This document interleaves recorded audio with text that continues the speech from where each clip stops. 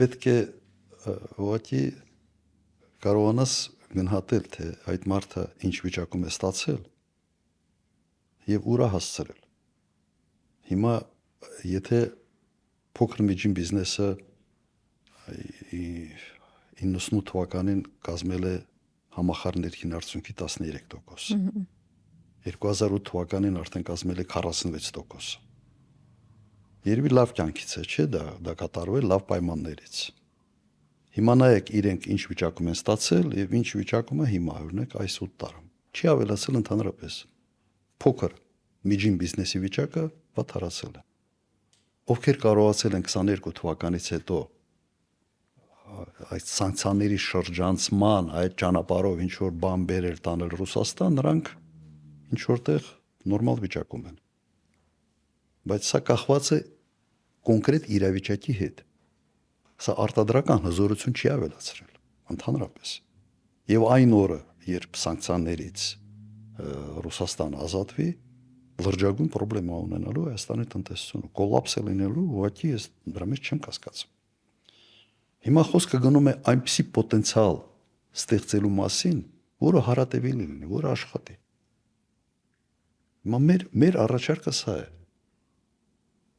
Ոչ թե այս պահին մի բան փախցնել ստեղից, մի բան փախցնել մյուս տեղից, այլ հակառակը ստեղծել հիմքեր նորմալ արտադրության համար։ Այն ինչ օրինակ մենք արել ենք վերամշակող արտադրության համար։ Մենք չպետք է խոսանք ծանր արդյունաբերության մասին։ Հայաստանը այդ պոտենցիալը իր լոգիստիկան այնպեսին չի, որ դու օրինակ ստեղ մեծ օրինակ կամազի տիպի մեքենաներ սարքես, ֆուրեր սարքես։ Բարձրավոր այդպես չի։ Բայց մտնել սեգմենտների մեջ, որտեղ դու կարող ես լիարժեք քո մրցակցային առավելությունը օգտագործել, ոչ թե հնարավոր է, պարտավոր են անել։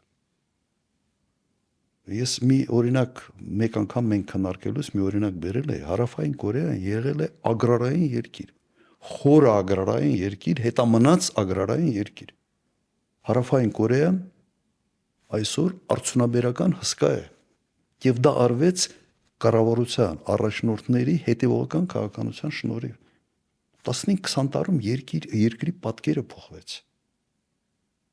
Հիմա իմ առաջարկը դա է։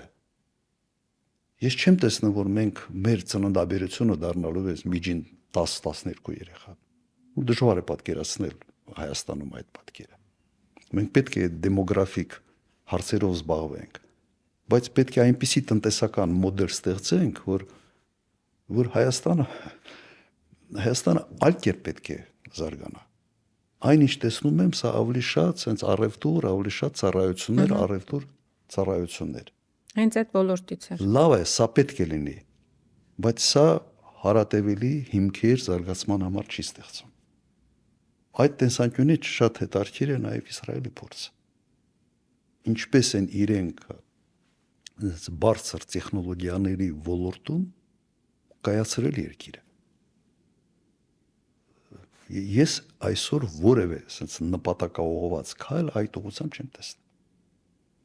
Պետական քաղաքականություն Հայաստանը արդյունաբերական երկիր դարձնելու եւս չեմ տեսնում։